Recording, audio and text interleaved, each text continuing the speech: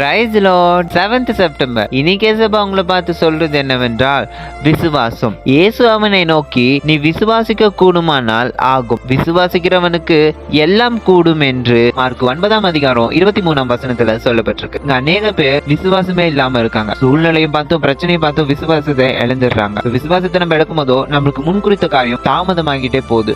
தேவனும் இஸ்ரேல் மக்களுக்காக கானான் என்னும் தேசத்தை ஆசீர்வதித்திருந்தார், வாக்களித்திருந்தார். ஆனா இஸ்ரேல் மக்களுக்கு கொஞ்சம் கூட அது மேல விசுவாசம் இல்லாம சூழ்நிலை பார்த்தும் பிரச்சனை பார்த்தும் தேவன் மேல இருந்த விசுவாசத்தை இழந்துட்டாங்க. ஆனா தேவன் அவர்களை அற்புதமான ஒரு வழியில நடத்தி வந்தார். சிங்கடலை பிடிந்தார், பார்வோனின் ரதத்தை அழித்தார், எரிகோவின் கோட்டைகளை இடித்தார், அநேக அற்புதத்தை செய்து அவர்கள் கொண்டு வந்தார். ஆனாலும் தேவன் மேல ஒரு விசுவாசம் அவர்களுக்கு உண்டாகல. 40 நாள்ல சேர வேண்டிய காரணம் 400 வருஷமாயி போனார்கள். நம்ம விசுவாசத்தை இழக்கும் போதோ நம்மளுக்கு முன்குறித்த காரியம் தாமதமாகிட்டே போகும். அதனால தேவனிடத்துல விசுவாசமா இருங்க, கிடைத்ததுக்கு நன்றி சொல்லுங்க. விசுவாசத்தை இழந்துடாதீங்க. அவர் முன்குறித்த காரியம் ஏற்ற காலத்தில் நிறைவேற்றுவார். தொடர்ந்து அவரிடத்தில் ப்ரே பண்ணுங்க, உங்கள் விசுவாசம் உங்களை ரட்சிக்கும். My words with Jabra. Have a beautiful day.